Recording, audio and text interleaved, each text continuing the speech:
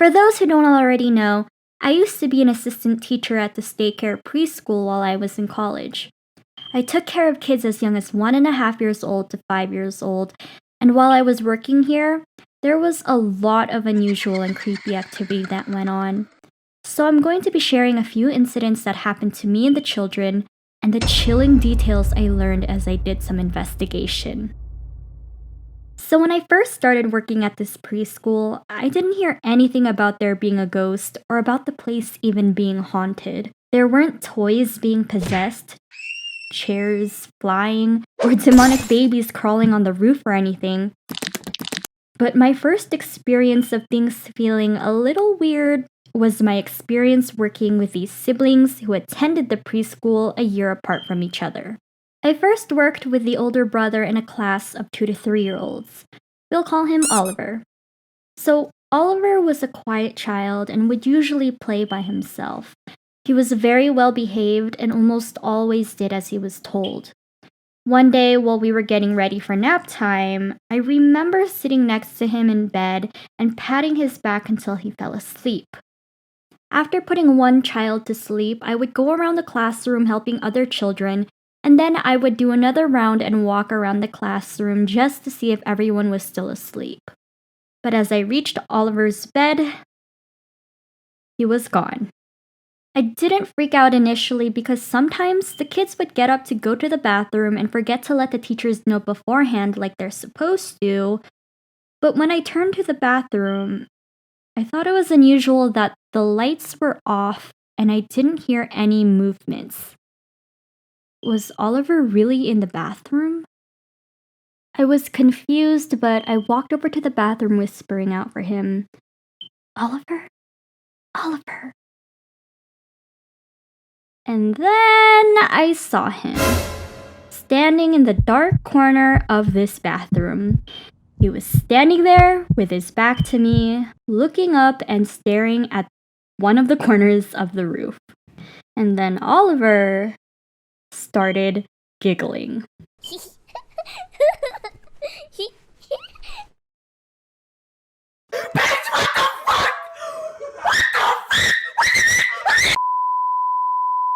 Oliver, did you need to use the potty? Alright, then let's go back and we can play some more after nap time, okay? After this incident, he would continue to do this a few more times, but the master teacher who was in charge of this classroom would just brush it off, saying, "He's probably just exhibiting signs of schizophrenia and we'll just lock the bathroom doors during nap time." A year later, Oliver would advance to a different class, and I would be able to work with his little sister who we'll call Olivia. So Olivia was very much like Oliver in that she was very to herself and just quietly went along with what the teachers said. She was also like Oliver in that during nap time, she would disappear. And yep, we would find her in the bathroom, staring at the same roof corner, quietly giggling, just as Oliver did. At this point, I started believing that this couldn't be a coincidence.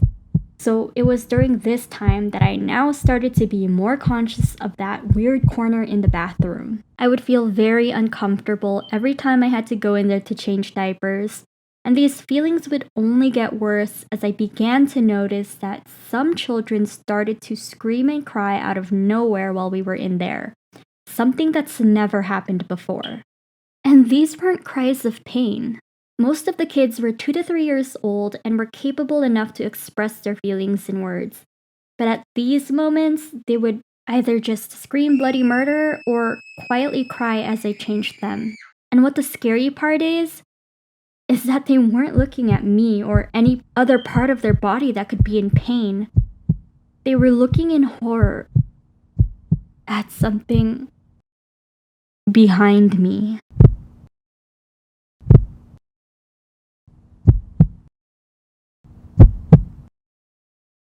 So here is an actual photo I managed to take of the bathroom that this story takes place in. I'm sorry, it's a really weird shot. I really didn't want to go in there by myself. So behind this wall is a changing table where I would change the kids' diapers. So I would be facing this way and the children would be facing the other way. and so their line of sight would be the corner behind. And guys, I don't even know what it is about this corner, but it just looks super creepy. One blessed holy day during our closing time, one of the kids' dad was late in picking him up, so the boy was just sitting in the front office waiting for him. We'll call this boy Eugene. I decided to take Eugene with me to go lock up the classrooms. So we had some fun skipping around to each classroom, pretending like we were on a field trip adventure, locking up the doors. Finally, we got to the last classroom with the forbidden bathroom. As I went to go lock the doors on one side of the classroom, Eugene went off to the other side around the cubby area to go play. Then Eugene said something unusual. Hi, my name's Eugene. I know your name, silly. Eugene wasn't talking to me. He wasn't even facing me. Eugene,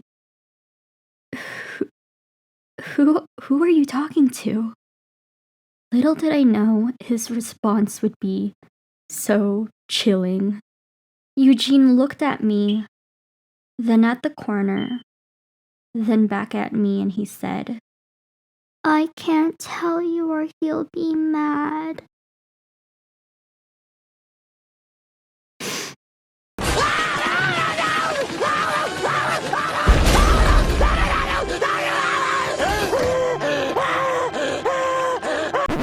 Okay, I didn't do this, but I did run away. Once I got to the front desk, Eugene's dad was there to pick him up, and then they left. I then started to frantically try to explain what just happened to my supervisor and other coworkers. Then their response was, oh, so Hana met the friend. What the One of the other master teachers, who we'll call Irene in this story, was a young teacher who started explaining to me how she had a third eye and has been knowing about the ghost in that classroom for a while now. From then onwards, whenever I had a shift with Irene, she would point out to me every time a kid would play in this certain area of the classroom and interact with an invisible being they would refer to as Emily. Irene told me she sometimes saw Emily in the classroom while we were playing outside in the yard with the kids. She described her to appear as a young girl with short blonde hair and polka dot pajamas. She said that she looked about the same age as our kids, and she would peek outside the window watching us play. This all didn't really make sense to me because the kids were happily playing with Emily in the classroom, but something else was making them cry in the bathroom.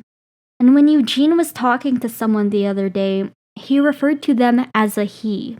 Of course, this is an age where kids mix up their pronouns often, but why would Eugene say that Emily would be mad when I asked who he was talking to? So Irene and I became curious and started to do some digging into the history of the classroom. An older master teacher who worked at the preschool for decades gave us this picture album with class photos that were years old. While we were looking at the photos, some of the kids that were looking along with us suddenly pointed at one of the girls in the pictures and said, "That's Emily!" Irene also then confirmed that this was definitely the blonde, short-haired girl that she's been seeing. The weird part of this is that the master teacher who showed us this album and worked with this class directly told us that this gloomy girl in the picture who seemed to be separated from the rest of the class wasn't actually named Emily. Her name was Sarah, and Emily was actually a different girl in the photo. So at this point, we just felt even more confused and hopeless because the master teacher didn't have any other information on the two girls other than that they were good friends, and we couldn't exactly call up either of the girls' parents and be like, "Hi, did your child, die a few years ago? 'Cause, Yeah, they're haunting our preschool. So we just had to continue on with our lives, never really knowing the truth on who Emily actually is, or how all these creepy events were tied together. A lot more creepy things happened, like musical toys going off during nap time, kids reporting a girl with yellow hair flying around, chairs moving, children's drawings falling off the wall, and kids whispering a full-on conversation to nobody during nap time. The list goes on.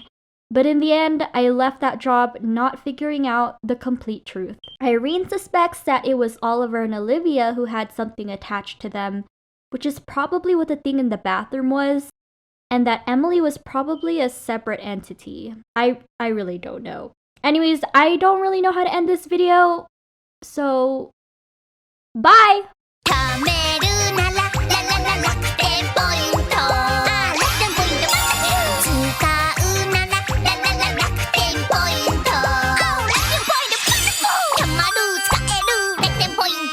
Wait, doctor, I don't think I'm...